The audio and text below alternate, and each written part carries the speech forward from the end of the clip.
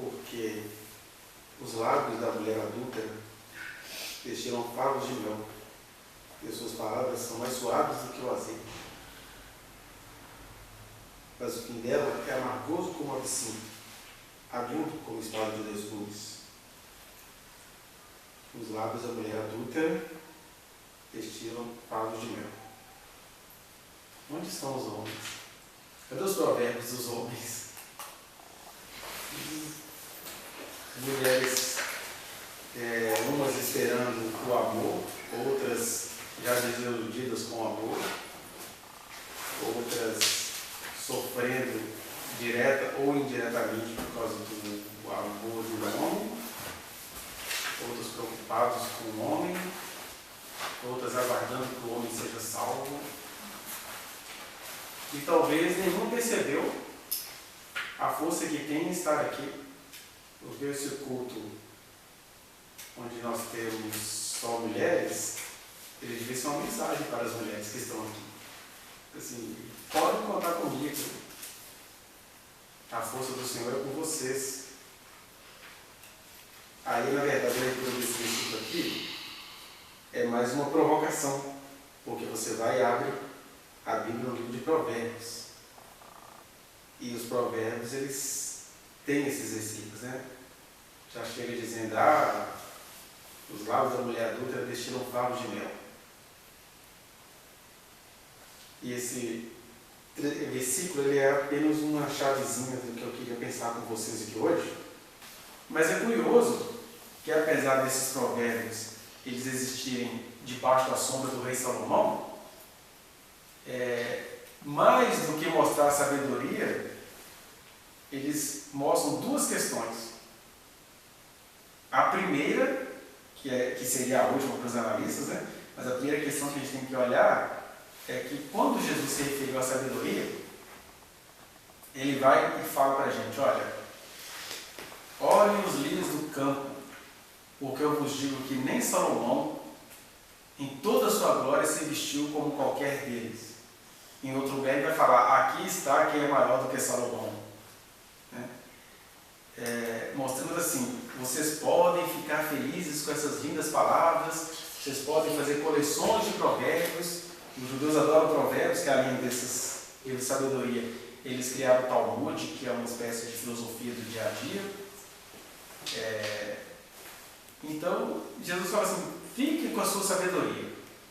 Mas eu digo para vocês que sabedoria mesmo é vocês dependerem de Deus para existir. Sabedoria mesmo é vocês se vestirem como a erva do campo, que hoje está florida e amanhã vai ser lançado ao fogo, seja para fazer trigo, seja por causa da maldade humana.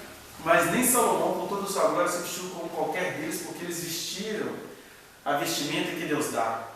Eles viveram daquilo que vem direto da mão de Deus. E o convite para a gente ser sábio é esse. O convite é a gente depender do Senhor. Então, essa é a verdadeira sabedoria. E a primeira coisa que a gente precisa fazer, antes de qualquer leitura de qualquer provérbio. A segunda coisa que a gente precisa pensar é que toda a sabedoria, por mais profunda que ela seja, por mais ampla também que ela seja, que ela abarque toda a problemática humana, ela vai só reproduzir uma realidade social. O sociólogo Durkheim, os meninos do ensino médio nunca aprendem essas coisas, mas elas estão lá, ele trouxe uma teoria chamada fato social, né? Ele perguntou, o que é um fato social? Um fato social é todo fenômeno que tem pelo menos 3 características. Primeiro, é uma coisa que acontece entre, no mínimo, 2 pessoas. Porque para ele ser social, ele não pode ser individual. Tem que acontecer obrigatoriamente entre, no mínimo, 2 pessoas. Por isso que ele é fato social. A segunda característica do fato social é que ele é externo, né? Que eles vão chamar de externalidade. Ou seja, você já nasceu aqui no Brasil, já tinha um idioma, já tinha uma língua, você não escolheu, já estava aí. Por isso que a linguagem é um fato social, porque você não escolhe, você já nasce. Você não escolhe a sua língua, a sua renda, a sua cultura, você nasceu, a coisa já estava aí. Essa é a segunda característica daquilo que é fato social. E a terceira característica de um fato social é que ele se impõe sobre o indivíduo. Por exemplo, não adianta você ter nascido e já ter uma língua pronta, um idioma pronto para você falar. Você vai falar daquela língua, você vai pensar de acordo com aqueles pensamentos, você vai reproduzir uma realidade, você tendo consciência dela ou não. Que ele vai chamar aí de coesão, né? Coesão é coação, de coagir, de se impor sobre você, na verdade é coerção, coercitividade, né? Então você tem aí a coletividade, a externalidade e a coercitividade que vão caracterizar o fato social. E por que eu quero pensar isso com vocês? Porque mesmo com toda a sabedoria apresentada a nós no livro de Provérbios, o que nós temos aqui é, na verdade, a imposição do fato social por excelência. E qual é o fato social por excelência? Quando a gente fala por excelência, não é que ele é excelente, é que ele, mais do que qualquer outro fato social, ele já estava aí quando todos nós nascemos, ele é partilhado por todo mundo, você percebendo ou não, e o pior, ele se impõe de tal maneira que nós temos aqui uma reunião com um monte de mulheres que eu percebo que estão se sentindo fracassadas diante da vida.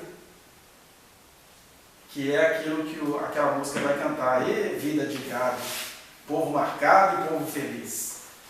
Porque não sabem a força que tem, não sabem qual é o Deus que adoram, não sabem o poder que uma oraçãozinha secreta sua tem sobre a sua existência, porque são todos, no caso de todas, oprimidas, formatadas e que compartilham espontaneamente esse fato social que a gente vai chamar de misoginia.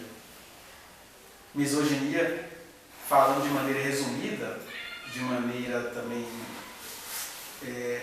bem grosso modo, é aquele medo, que é um medo secreto que a gente tem, mas que ele se transforma em atos de força, de violência, de raiva, de preconceito, de ódio contra tudo aquilo que tem a ver com a mulher. Hoje nós tivemos um jogo aí, e aí, se o time ganhar ou perder, você vai ter uma zoação do outro time. Falando dos times de Minas Gerais, se um dos times ganha, ele vai ser chamado de Maria. Se o outro time ganha, ele vai ser chamado de Franga. Franga, Lourdinha, Maria. E aí você vai vendo assim, as mulheres também compartilhando disso, que a gente chama de misoginia, né? Por que tudo que é feminino tem que ser desqualificado? Por que a mulher mais libertária na sua intimidade, ela vai falar comigo assim, ih, vai ficar chorando agora igual uma mulherzinha? Por que chorar como uma mulherzinha? E por que tem que ser uma mulherzinha? Por que tem que ser diminutivo? Por que tem que ser desvalorizado? Por que tem que ser desqualificado constantemente pelas próprias mulheres, inclusive? Né? Tanto é que o negócio é tão feio que você tem mulheres fazendo projeto de lei para que a falsa comunicação de crime de estupro seja considerada crime hediondo. Tem mulheres assinando o projeto. Porque houve um caso aí, você coloca 150 mil denúncias, aí teve um caso onde uma mulher arruinou a vida de um homem com a falsa comunicação de um crime. Quando eu conheço centenas, eu indivíduo, conheço centenas de casos onde as mulheres realmente foram estupradas, assediadas e violentadas, e o homem conseguiu fazê-las parecerem a demônia da história. Né? Mas aí o crime hediondo é se ela fizer uma falsa comunicação. Essas milhões de falsas comunicações que os homens fazem, já falei para vocês aqui da história da loucura, né? Onde muitas mulheres loucas viraram corpos para serem estudados nas universidades federais deste país. Elas eram colocadas no trem de doido e iam para Barbacena, ficaram enlouquecendo lá porque o marido tinha o direito de emitir um atestado de loucura e era levado embora. Né? E existem aí essas brincar, até mesmo da brincadeira, porque é um fato social, né? Ele é compartilhado, ele está aí e ele se impõe. Então, você tem que chamar umas às outras de vaca, você tem que chamar umas às outras de vadia, de vagabunda, e deixa a gente brincar com isso, e a gente brinca com a realidade e fica por isso mesmo. Você vai pegando no dia a dia o que acontece. Hoje, nos presídios, houve visitas, nos presídios masculinos e femininos. Nos presídios masculinos, filas de se dobrar em quarteirões, e gente que chega de madrugada que talvez não consiga entrar. Mas estão lá geralmente mulheres, mães, mulheres sofridas. Eu conheço alguns casos, algumas dezenas, de mulheres sofridas que elas não têm saúde, mas elas atravessam o município para ir ver o seu filhinho, que é um capeta. Mas elas fazem isso. Por outro lado, você vai no presídio feminino, os crimes que elas cometeram, o principal é porque eram companheiras de traficantes, elas nem eram traficantes, estão presas porque foram pegas em flagrante por serem companheiras, e aí de repente, algumas não recebem a visita nem da mãe. Mesmo que quando você vai analisar algumas situações, elas só não saem da cadeia porque elas não têm dinheiro para pagar advogado, mas já estão inclusive absolvidas. Elas são absolvidas. E não vão sair de lá porque não é um Rocha Loures que vai pegar uma tornozeleira emprestada, furando a fila de mais de 200 presos, se não for em 2000. Ou aquele outro que já que tinha tornozeleira mesmo, ele está em casa desfilando no final de semana, nosso querido Gedel Vieira Lima. E aí o que acontece? Ninguém vai lá visitá-las, todo mundo já sabe disso, não sei se a Natália teve contato direto dessas questões, mas é comum que as mulheres usam o próprio miolo de pão para fazer de absorvente higiênico, porque nem isso elas recebem de material. Né? Então elas acabam comendo só casca de pão para juntar miolo do pão para fazer de absorvente higiênico. Mas é engraçado que isso tudo é muito naturalizado, isso é assim mesmo. E por que eu estou dizendo isso tudo? Porque com toda a sabedoria que não olha para o lírio dos campos, toda a sabedoria que não olha para Jesus, vai ter isso aqui. E eu estava dizendo que eu fiz uma pesquisa quantitativa. Hoje mesmo eu estava aqui pensando no que a gente ia pensar hoje à noite. E aí eu resolvi pegar essas 8 partes que a gente viu aqui agora, a gente mencionou. Eu resolvi fazer uma pequena pesquisa. Né? Primeiro que nós temos aqui no livro dos Provérbios. A gente vê que o Salomão ele tinha um problema sério com as mulheres, né? Porque ele tinha 1000 mulheres, mas ele tinha um problema muito sério com as mulheres, porque ele tinha uma visão muito ruim das mulheres. E um cara que tem 1000 mulheres, alguém fala assim, mas ele falava de experiência, um cara que tem 1000 mulheres não conhece o que é uma mulher. Ele é um proprietário de 1000 mulheres. A sabedoria de Salomão tem essa característica, né? Deus deu a ele o dom, mas ele não é aquele cara que conseguiu ser como Davi, um cara que tinha sabedoria das entranhas. Ele era um cara técnico, tipo o Gilmar Mendes. Tem uma sabedoria, mas humanidade nenhuma. Uma sabedoria jurídica, um jogo de palavras, onde ele consegue ser justo com toda a paixão dele pelos seus capangas, mas ele consegue ser justo com toda a sua exatidão contra os seus inimigos. E o Salomão ele era meio assim, ele tinha essa sabedoria, e tinha muitas mulheres, e ele não conseguiu conhecer nenhuma. E aí eu estava olhando aqui, você pega o livro de Provérbios, e eu estou dizendo isso aqui com toda a liberdade, porque nós que compreendemos que o núcleo da nossa sabedoria é Jesus de Nazaré, não precisamos ter medo nenhum de fazer uma leitura crítica sobre a leitura que um livro como esse faz da mulher. Né? Nós temos aqui, pelo menos, que eu consegui catalogar, pelo menos 23 versículos e ou referências. Eu falo referência porque tem provérbios que tem 15 versículos, todos eles falando da mulher adúltera. Né? Aí você pega, por exemplo, na introdução elas foram livradas.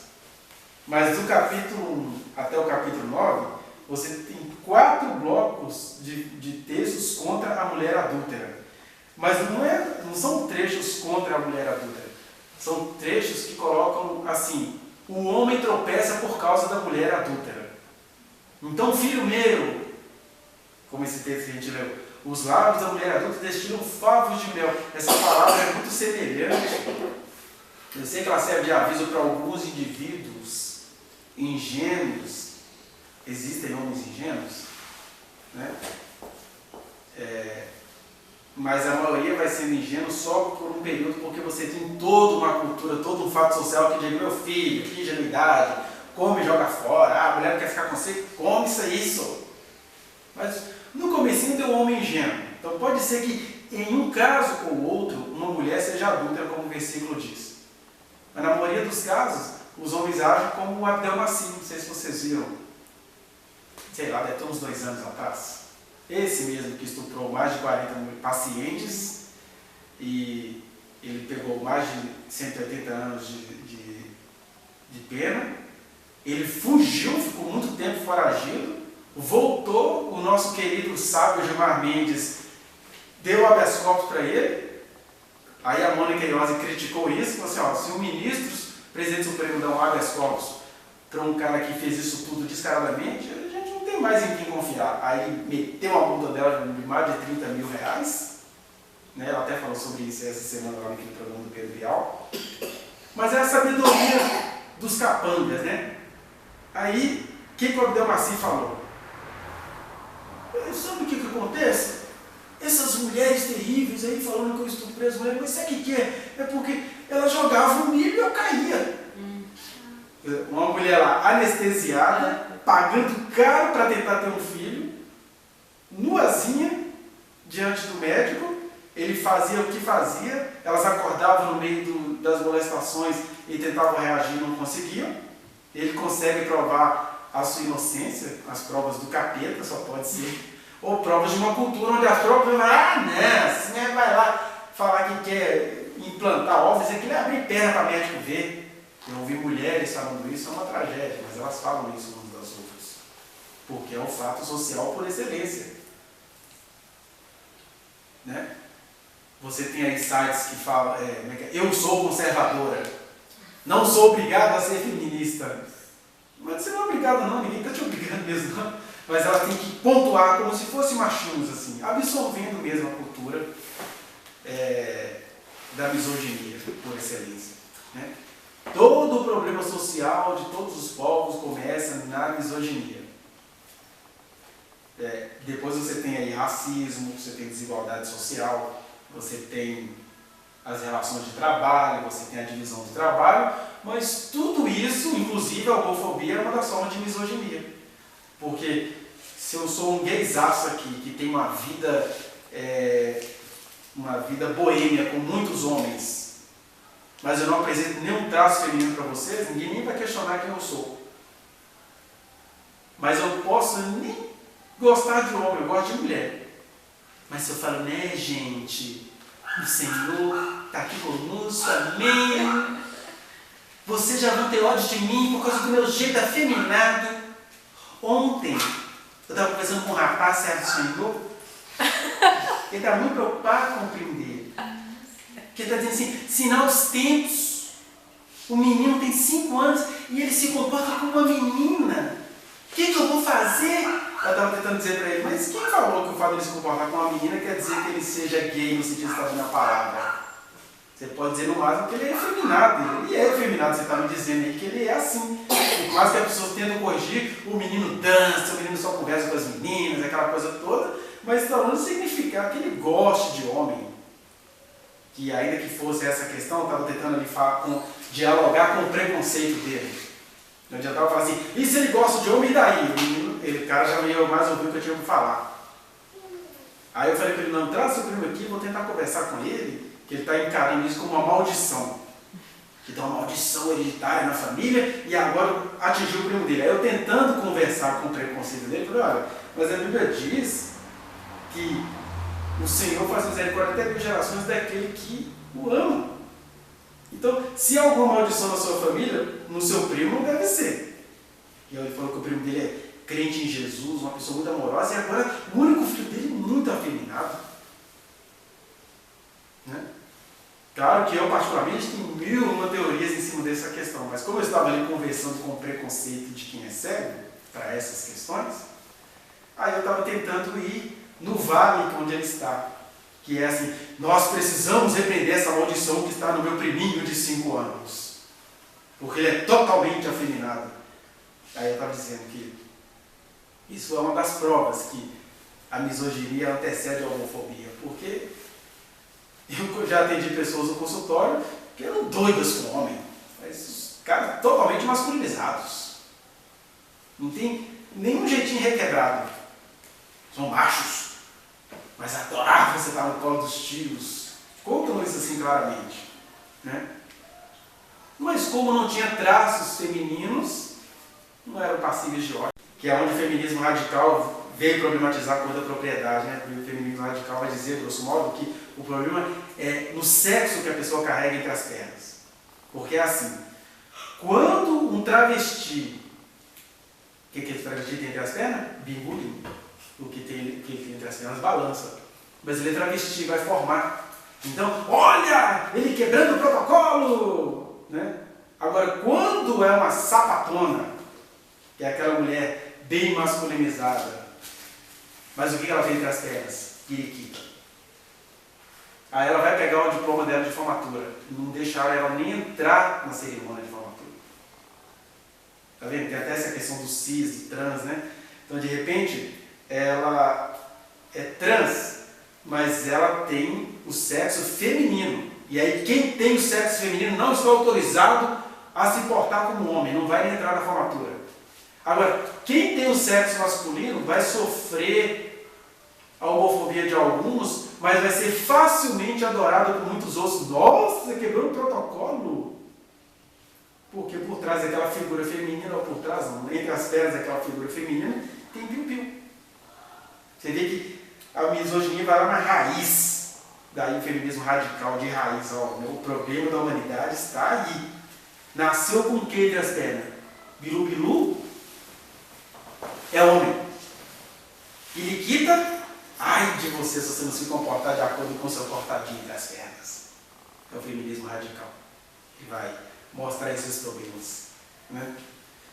E aí é interessante que eu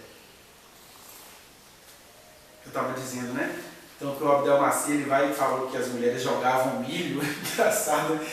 Você vê como é que a coisa é terrível, o inconsciente, né? Porque ele pode ser galinha, né? Porque ela jogava milho e ele caía como uma galinha. Né? E a gente estava falando aqui também que dessa misoginia que antecede a homofobia, que é isso. Se você for um homem e tiver gestos ditos femininos, você vai apanhar de todo mundo, mesmo que você seja heterossexual. E se você for uma mulher própria e tiver jeitos masculinos, a implicância que a sociedade tem não é por causa do seu jeito masculino, porque você é uma mulher que está se comportando como homem.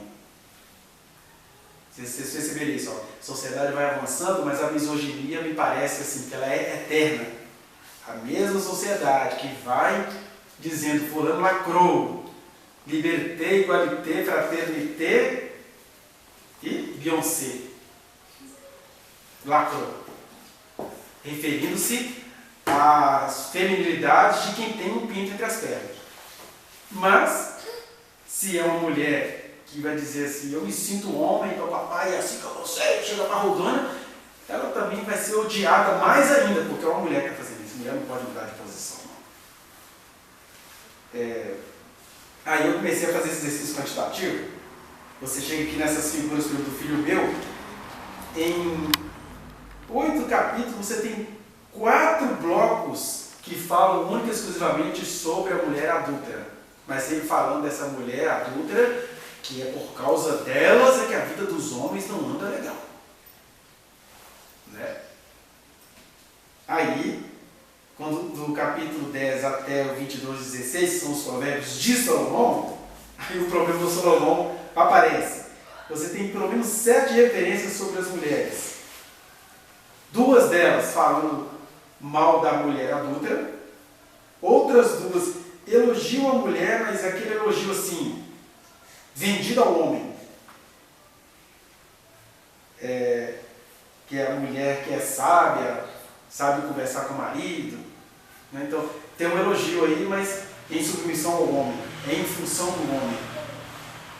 Tem um provérbio que é um elogio, mas sempre responsabilizando ela pelo mal, que é o 14, versículo 1. Vamos ler aqui rapidinho.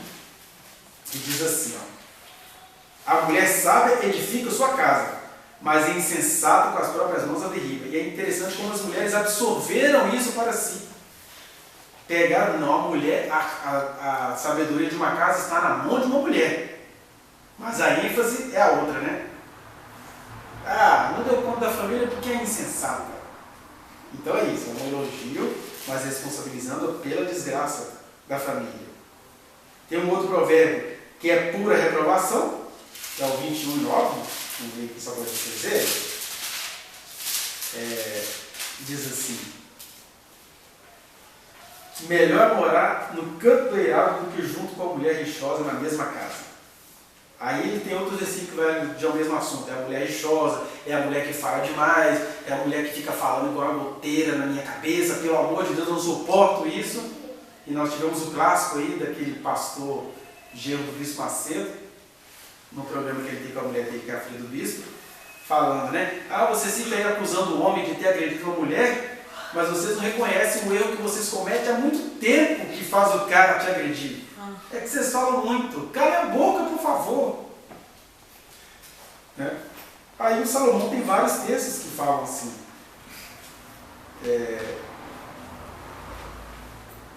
E aí nós temos aqui um outro versículo único, que é um elogio, que está lá em 18, versículo 21. Onde ele vai dizer assim: o que acha uma esposa, acha o bem, e alcançou a benevolência do Senhor. Mas olha que interessante. O bem que a gente achou é o provérbio 18, 21, não? É 22. Pode descobrir 22. O que acha uma esposa. Ou seja, tem a mulher e tem a esposa. Aí o elogio está sempre condicionado sobre o domínio masculino. Aí você vai para a quarta parte do livro, que são os provérbios sábios de várias partes do mundo. Os sábios foram mais discretos. Você vai apenas achar um versículo, que está em 23, versículo 27. E diz assim: pois cova profunda é a prostituta, poço estreito a alheia. Então ele colocando aí, né? Que é uma coisa que os homens não se enxergam, né?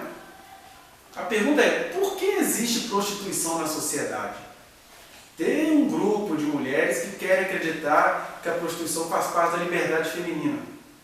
Mas qualquer feminista que faça um estudo honesto, por isso que os feminismos radicais são até contra a prostituição, você vai ver que a prostituição só existe porque existe a maldade masculina. Que é assim, que na verdade foi uma submissão da mulher, e isso, né, já que não tem como acabar com essa cosmovisão dos homens de que a gente é produto, vamos ganhar o dinheiro em cima disso. É assim que eles nos veem mesmo. Mas ainda assim elas existem em função disso, que é alguma coisa errada. Mas eu acho que só um homem transformado pelo Espírito Santo, e olha que os transformados nem pensam assim, mas um homem transformado pelo Espírito Santo é que tem que se estranhar. Assim, o que dá num cara, vamos conversar aqui de adulto para adulto, o que existe num cara que ele consegue chegar numa casa de prostituição, e ele consegue ficar de pinto duro para ele pagar uma mulher que ele não conhece para fazer besteira com ela. E aí, no caso, é besteira mesmo, no sentido de que ele não a conhece, não está nem aí para a história dela, ele só precisa enfiar aquela coisa que ele tem dentro de algum buraco e ele paga para isso. E eles conseguem ter ereção para fazer isso. Aí a questão é, só mesmo um homem iluminado pelo Espírito Santo que vai mudando esse olhar. Mesmo assim, você é iluminado pelo Espírito Santo, você vai ler provérbios com esse tanto de versículos dizendo assim: adúltera, cuidado, esse sorriso destila favo de mel. Ou seja, a culpa será sempre dela. Não há nenhum versículo dizendo assim: cara, se enxerga. Por que você consegue olhar para uma mulher como um mero objeto? Por que você ficou de pinto duro numa situação que você deveria ter vergonha de você?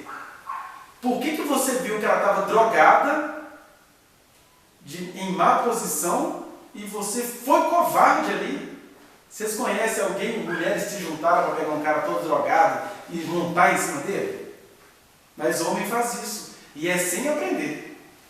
Você pega, por exemplo, outro dia eu estava ouvindo um rapazinho não, ele já tinha 18 anos, ele estava vendo uma reportagem da Record, falando que um vizinho estava abusando de uma menina que tinha 5 anos de idade. Aí eu estou lá ouvindo, nossa, quase que eu bato esse cara, né? Sério. Porque eu estou lá vendo a reportagem, e aí o cara está assim, ah lá, mas olha a cara dela, isso gosta, senhor. Olha a cara de safada. Eu falei, por que você consegue achar que uma menina de 5 anos de idade, primeiro, esteja querendo alguma coisa dessas e tem cara de safada? O que é cara de safada? A única coisa safada também aqui é a sua mente. E você é uma figura muito perigosa, porque se você na tela está dizendo que a menina estranha que está aparecendo na televisão, ela gosta disso, vai saber o que você faz na sua intimidade, né? Eu vou te denunciar. Aí, mas aí na hora que eu discuti, eu fiquei pensando, gente, na verdade, quando você vai ouvir umas conversinhas de recreio, até umas conversinhas de faculdade, a mentalidade é mais ou menos essa mesmo. Os caras não conseguem nem estranhar isso. Por que eu acho que uma menina de 5 anos está me pedindo? Por que eu confundo o meu desejo macabro, querendo acreditar que esse é o desejo dela? Porque você pega esses textos, que são textos de sabedoria, mas que nem por isso deixaram de ser textos marcados socialmente, marcados pelo fato social. Que é isso? Nós precisamos existir colocando a culpa naquilo que a gente considera inferior. E aí, com a sociedade onde existe prostituta, a culpa é dos homens, não é da prostituta. E quando os homens pararem de se prostituírem, as prostitutas também não vão querer ganhar dinheiro com isso mais, não. Né? Já que, estou falando aqui de uma coisa bem ideal, muito impossível de acontecer, mas já que tem congressos evangélicos onde você fica pregando que resolveu esperar, né? Então também tem que acreditar que um dia fosse possível os homens deixarem de ser prostitutos.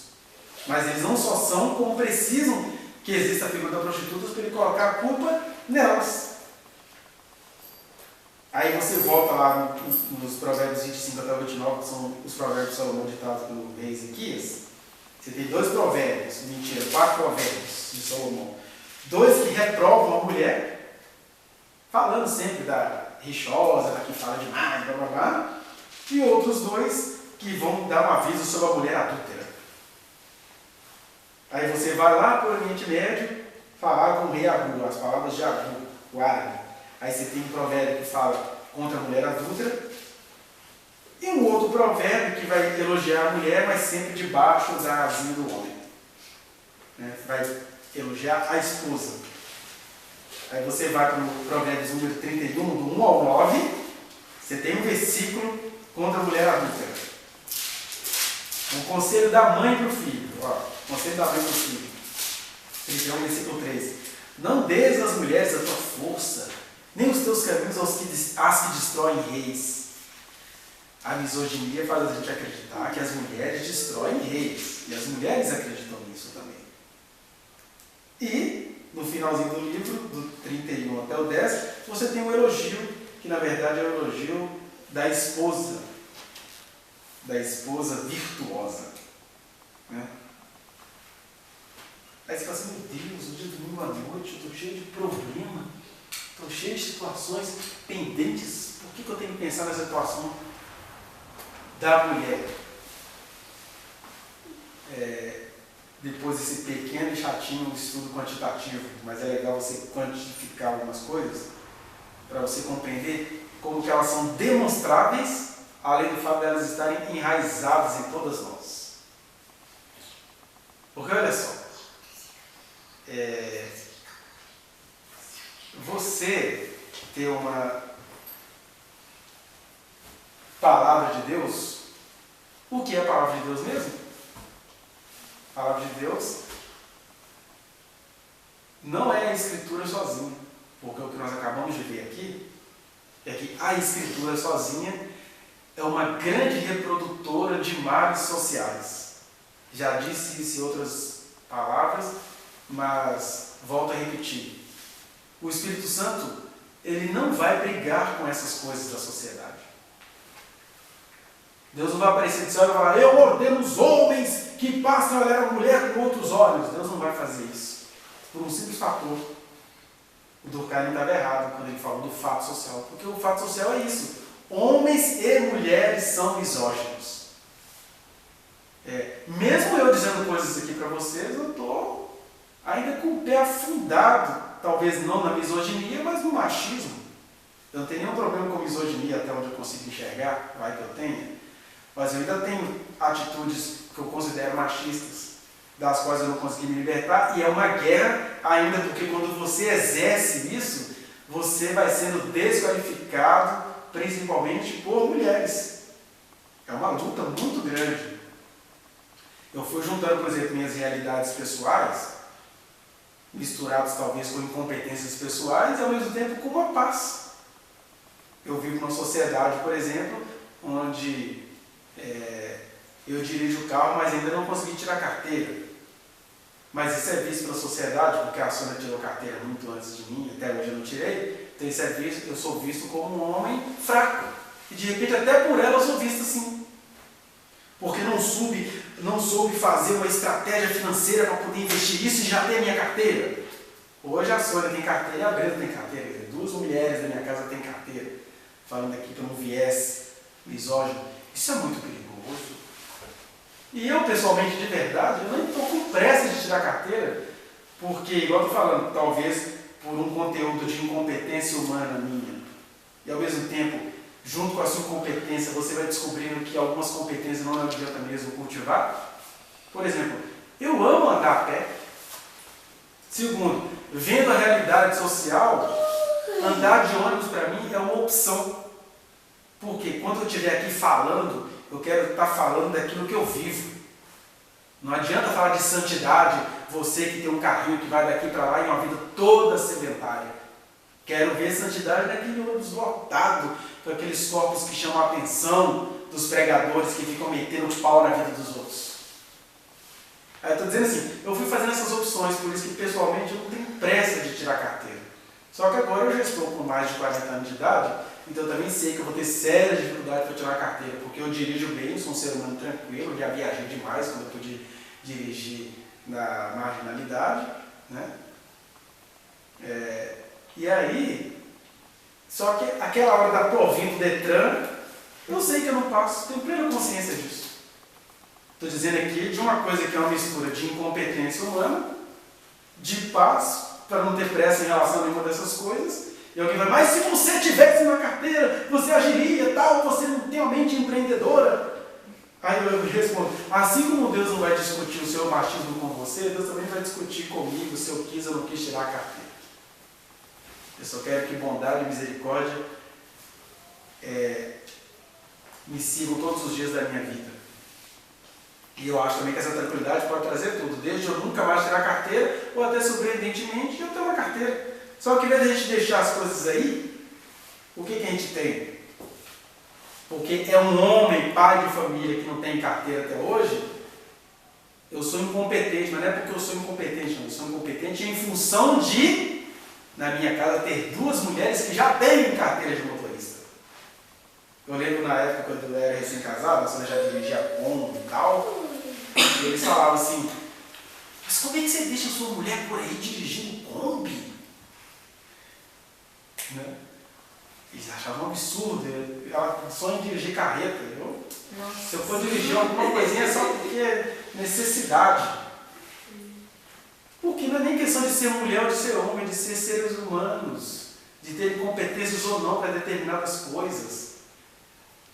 E a gente só aprende, e isso é sabedoria. A gente quer acreditar que sabedoria é isso. É você dizer o que um tem que fazer e o que o outro tem de ser. O homem tem que fazer isso. E a mulher, cuidado, hein? Tem adúlteras, tem prostituta, tem a que fala demais, tem a rixosa. Não, gente, existem pessoas rixosas. Existem pessoas rabugentas. Engraçado, não tem versículo contra o homem rabugento. A pior coisa que eu vejo dentro de uma família é um homem rabugento. Existe o versículo contra o insensato, o perverso, o preguiçoso. E aí, nesse caso, esses versículos servem para homens e para mulheres. É engraçado. Se já há versículos que servem para homens e para mulheres, por que eu tenho que enfatizar mulher rixosa, mulher adúltera, né? E é interessante que, se existem mulheres adúlteras, é por um simples fator. Nós somos todos seres humanos da sexualidade decaída. Então, não é que existem mulheres adúlteras, é que existem seres humanos completamente desnorteados com a própria sexualidade. Homens, mulheres, jovens e velhos. Qual é o grande desafeto de muitas mulheres novas? É aquele senhorzinho, e não tem um provérbio contra eles. Sabe aquele senhor de confiança do bairro, que conversa maravilhoso, bonzinho, pois ele molesta a neta dele. E ainda fala para assim, quem vai acreditar numa menina que fica indo igual a você? Eu não, todo mundo acredita em mim. E ela carregando aquele ódio. Não tem um provérbio contra essa figura que sempre existiu. Né? Desgraçado do velho que fica molestando as meninas. Não tem um provérbio sobre isso. Por que não? A menina que deve ter alguma coisa errada com ela. Ela seduziu o velho. Não, ele saiu do quarto dele e foi... Não, mas como assim que ela chamou a atenção dele? As mães falam isso para as filhas. O que tem de errado com você que você chamou a atenção daquele velho? Aí a mãe fica com raiva da filha porque seduziu o marido dela. Está vendo? O que é uma maldição acerca da qual Deus não vai discutir no sentido social do termo, mas acerca da qual ele fala assim, olha, vocês são cheios do Espírito Santo, vocês têm que pensar nessas coisas. Porque até para você ir numa casa fazer uma visita, vocês têm que se humanizar. E se humanizar é isso, é parar com essa divisão que foi sábia nos tempos dos provérbios. Por que foi sábia? Porque era até ali que eles conseguiam enxergar. Aí Jesus fala, pode sair daí. Nem Salomão, com toda a sua glória, com esses provérbios feios contra a mulher, se vestiu como a erva do campo. Então vá aprender com a erva do campo. Com Salomão, não. Meu filho, você está falando mal de um livro? Claro, eu tenho que falar mal de um livro. Não posso falar mal e nem tem por que falar mal do Espírito Santo que iluminou as nossas mentes e é acerca dos quais, quando é Deus falando, e quando é Salomão, os homens de Ezequias, a mãe do rei Lemuel, quando esse povo todo falando, eles estão falando das mulheres contra elas e dizendo que qualquer queda do homem é por causa de uma mulher. E as mulheres acreditam nisso. Porque é um fato social. Ou seja, é uma imposição. É uma coisa que já está aí, que você custa. Tanto é que tem aula de sociologia e os meninos continuam assim. Porque como uma coisa de coerção social, não tem professor que faça você pensar diferente. Mas graças a Deus, em Cristo Jesus, que o Espírito Santo, ele até não vai fazer você pensar diferente, mas ele habita em você para você pensar diferente. E como que eu sei disso? Estava dizendo que se no livro de Provérbios você tem esses textos apontando isso, olha quando é o Espírito Santo falando na boca dos profetas. Uma das grandes promessas dele nos últimos dias é que nos últimos dias eu derramarei o meu Espírito sobre toda a carne. Ele está dizendo, não é só sobre homens mais, é sobre toda a carne. E ele enfatiza, os vossos filhos e as vossas filhas, e não tinha profetisas oficiais em Israel, ele está dizendo, as filhas vão profetizar também.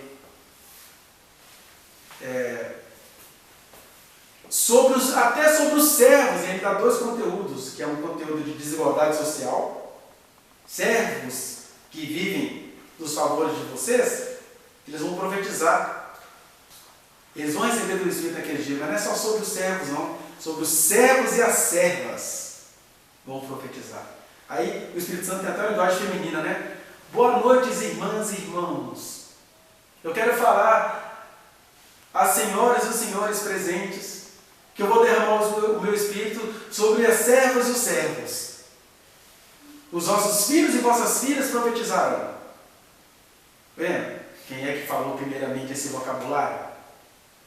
de senadoras e senadores, deputadas e deputados, brasileiras e brasileiras? Foi o Espírito Santo. Só que a gente não pega isso, né? Porque a gente gosta de Salomão, a gente não gosta do Espírito Santo. E o Espírito Santo chega e fala assim: se vocês entendessem isso, que algumas servas vão continuar se enxergando como servas, mas mal sabem elas o poder que elas têm de falar assim: não sou serva, sou cheio do Espírito Santo. O Paulo diz isso para as mulheres, né? Olha, se você for chamado numa situação de escravidão, não te preocupe com isso. Por que ele fala não te preocupe com isso? É alienação social. Não, olha, fique sabendo que você serve a Deus eterno. Essa situação não vai ter poder sobre a sua vida. Quando você está debaixo de opressão, mas a liberdade te habita, não há opressão que te mate. Como diria o Michel Foucault, a violência, nesses casos onde você não consegue se livrar, a violência já é a confissão de fracasso do violentador. Ou que a Dilma disse, né? Que ela todo dia pensava: hoje vai ter mais um dia de tortura. Mas ela pensava: quem vai vir que agora fazer toda essa sacanagem comigo? Faço porque é fato. E ela ficou lá até ela sair de lá. Isso é uma Dilma, que as igrejas têm pavor dela, ateia. Né? Nem é tão ateia.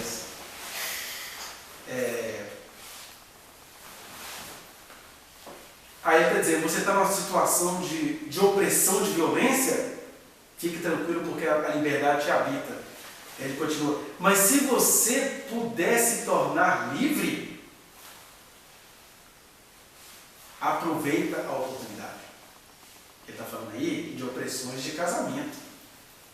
Ele está falando aí dessa dependência na qual você foi colocada nela. Então, o tema é tão amplo, é tão infinito e é tão resistente que dá até sono nas próprias mulheres de repente. Mas o que eu estou te convidando, na verdade, nós estamos aqui em um culto, em uma reunião, onde a gente vai comungando das verdades de Deus, que são verdades tão eternas, no sentido amplo, de olhar para um livro e colocá-lo sobre toda a dúvida desse aspecto. Nós temos provérbios maravilhosos, mas esses das mulheres, sendo lido por mulheres e homens cheios do Espírito Santo, todos eles têm que ser colocados em questão. Toda vez que eu olhar para o versículo sobre mulher adulta, o que eu faço? Ah, não, é porque as mulheres elas têm a sexualidade tão intensa quanto a dos homens. Se tem homens que vão na zona procurar mulheres, tem mulheres que vão na zona se vender. Então, um ser não fica pior do que o outro. Os dois estão no buraco e precisam de Deus. Por isso, não serão bem-vindos versículos que enfatizam a maldade delas. Porque é uma maldade que alimenta a maldade do outro. Não tem um versículo que fala, né? Um provérbio que fala de homens que vivem para maltratar mulheres. Não tem um versículo sequer. Mas tem vários dizendo: olha, os lados dela, falando: filho meu, você é muito ingênuo, cuidado com as palavras dela. E de repente, as palavras dela foi até a maneira mais libertária que ela arrumou numa sociedade tão opressora, para assim: eu vou passar a perna em todo mundo. É o lado libertário dela. O que a gente tem que ensinar para o filho meu é não no sentido de se deixar conduzir por mulher adulta, é se perguntar: por que você é assim? Independente de quem ela é, quem é essa pessoa na sua vida? Por que você tem esse olhar? Foi o que Jesus falou. Se os teus olhos forem bons, não tem mulher adúltera, não tem nada. A adúltera nessa história é só você, não é a mulher. Porque se os teus olhos forem bons, quando o teu corpo será luminoso, o seu peito não vai subir na zona, você nem vai querer ir lá. Aqui, pelo menos nesse aspecto particular, eu posso falar com autoridade. Nunca entrei na zona e aí vivi o suficiente para entender isso. Por que o cara vai ficar de pinto duro na zona? E quando eu falo isso, eu não estou me colocando como melhor do que eles. Eu compreendo que eles também absorveram um fato. Porque é problema sobre tomar cuidado com a mulher adúltera. Eu não preciso tomar cuidado com a mulher adúltera. Eu tenho que tomar cuidado com o meu coração adúltero. Eu tenho que tomar cuidado com as desculpas emocionais que eu tenho para mim mesmo e que vão criminalizar os outros. Isso é engraçado, que até quando você fala assim, outras mulheres têm raiva. Você é muito compreensivo, né? Não, não é questão de ser compreensivo, não. É questão de cada um realmente. É o que Jesus disse. Cada um examine-se a si mesmo. E assim, vá comendo da minha carne e bebendo do meu sangue. Vai beber na minha vida. E não querendo colocar sempre no outro a desculpa para a sua desgraça. Ah, mas e aqueles casos que o diabo coloca uma mulher no seu caminho? O diabo que morre endemoniado para lá. Porque até quando o diabo coloca uma mulher no meu caminho, engraçado que o diabo não coloca um homem no caminho de ninguém, é sempre uma mulher que ele coloca no caminho. Ele só colocou porque ele sabe que o caminho já está aqui dentro. Tem nenhum inocente na parada. Mas inocente é ela que foi usada pelo diabo para ser podada. Pronto, já está perdoado. Só faz essas leituras quem de fato saiu de Salomão e foi andar com Jesus. Quem de fato saiu de Salomão e anda com Jesus, vai ler esse texto, não vai deixar de ler não. Vai ler com outros olhos, porque o amor de Deus cobre multidão de pecados, até esses textos pecaminosos. Isso é muito perigoso que nós estamos falando aqui. Mas como é que é o nome desse nosso encontro? Firmados na palavra. E um dos nossos objetivos é esse, é falar da palavra de Deus e não endeusar a Escritura. A palavra de Deus, o verbo eterno, que até pode em alguns aspectos começar na Escritura, mas que vai sendo sempre ampliado, que vai fazendo a própria leitura da Escritura, e vai dizendo assim, uai, isso não combina com o Espírito de Deus. Deus nunca vai vir aqui ensinar os homens a ler a Escritura. Mas vocês não percebem que Deus está aqui dizendo para você, mesmo que você fale assim, não quero ver isso não, quero saber se meu namorado vai sair bem no negócio amanhã, quero saber porque o outro era mais encher o saco, eu quero o meu emprego, não sei se eu vou ter, meu vestibular, não sei se eu vou passar. E você, no meio dessas aflições todas, desses fatos sociais que te foram impostos, Deus está dizendo, se ouve ouvires a sua voz, não endureçais o seu coração com essas suas amargurinhas, com essas suas incertezinhas, com esse seu desejozinho, porque de repente o segredo do seu sucesso, a realização do seu amor, está nisso, em você mudar o seu olhar. E o que tem a ver a questão de mulher com olhar? É o que eu falei no começo. O fato social trágico que acompanha todas as culturas é a misoginia. Se a gente consegue fazer isso em algumas pessoas e com algumas pessoas, meu Deus, que caminho livre que você encontrou na sua frente para resolver todas as situações. Agora, se você até vai ficar usando a Biblinha para não sair disso, diria Jesus, que grandes trevas serão. Então, a palavra aparentemente anacrônica que eu queria trazer aqui hoje é que a gente refletisse isso. A sabedoria do Senhor no livro de Provérbios, ela é muito bem-vinda. Inclusive, a nossa sabedoria em estranhar para nós isso que foi escrito, porque isso foi interessante naquele contexto. Agora, para nós, isso só serve para a gente falar assim, Jesus, esse é o meu limite compreensivo, e agora eu preciso dar o salto da fé, que é crer em Ti, que é me apropriar daquelas palavras que o Senhor me falou, sobre a mudança no olhar, a mudança da mente e, consequentemente, a mudança de atitude. Que essa é a restauração do universo que começa dentro de mim. Enfim, a gente poderia falar muitas outras coisas aqui. Mas o que eu queria que você refletisse nessa noite é isso. Que para cada uma dessas referências, depois quem quiser pegar, eu tive um xerox, faço para vocês, que eu fiz essa pesquisa quase obsessiva, para mostrar isso, que há muitos elogios, muitas acusações de adultério, elogios sempre debaixo da aba do homem, e de repente, isso também não é uma mensagem. A saída de qualquer mulher cheia do Espírito Santo é você andar com Deus, porque eu digo para essas mulheres que estão aqui me olhando neste momento, Deus está doido para falar com vocês. Algumas aqui até usaria. Conheço algumas histórias pessoais. Já perceberam como é que Deus tem um negócio com vocês e nem é com seus homens? Seus homens, cabeça dura, autossuficiente. E Deus não tem muita dó não, porque Ele tem toda a proteção social para serem os idiotas que eles são. Agora Deus quer falar com você, Deus te mostra coisas, Deus coloca às vezes até realidades debaixo dos seus sentimentos. Eu conheço mulheres aqui que a vida de toda uma sociedade está parada porque Deus está assim, não, quando ela orar, eu vou atender.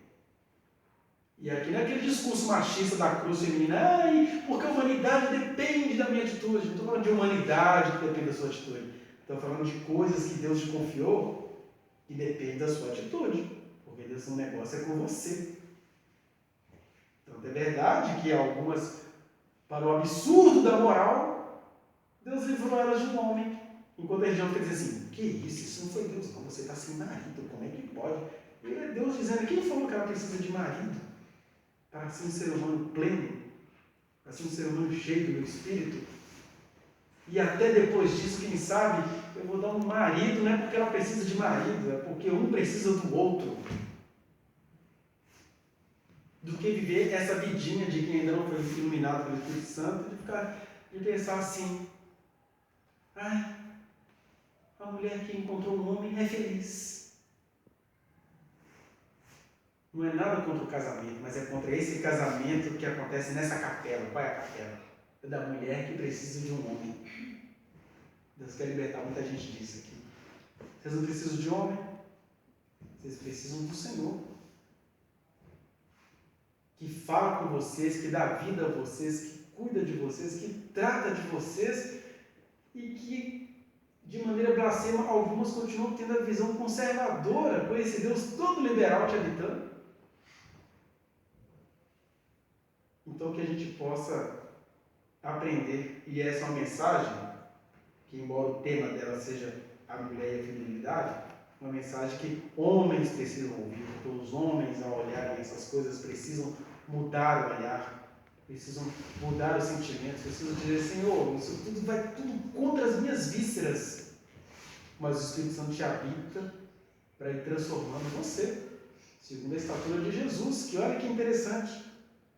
Para finalizar, com tantos versículos na sabedoria contra as mulheres, quais foram as atitudes sábias de Jesus em relação às mulheres?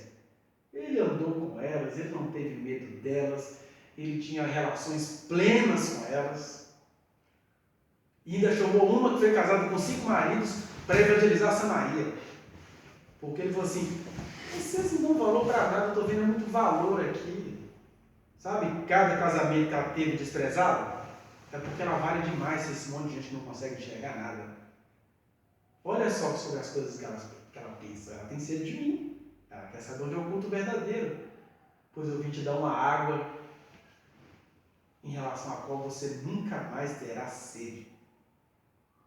Tem uma conversa legal assim de Jesus com um homem nos evangelhos? Vocês conhecem uma conversa dessa de Jesus com algum homem?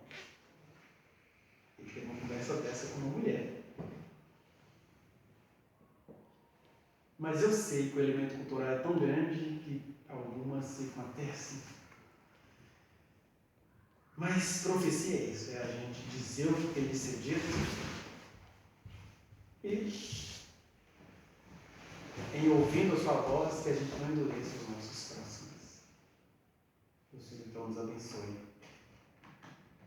Que o Senhor multiplique a sua sabedoria, a sabedoria dos lírios, e não a do sábio, que chegou ao trono por toda uma ideologia onde umas pessoas são mais importantes do que outras, e onde uns seres humanos, com birolas entre as pernas, são mais importantes do que tudo, do que mulheres, do que objeto, do que animal, do que tudo. Que o Senhor nos livre dessa maldição da lei, acerca da qual Paulo fala. Pai, nós te agradecemos por esta reflexão trôpega e até estranha, mas não crescemos, porque nós estamos aqui para encarar o estranho, para absorver aquilo que o Senhor quer nos trazer, para crescermos em vida, em graça, em entendimento, em sabedoria, e para mudar o nosso olhar e a nossa consciência diante da realidade da vida.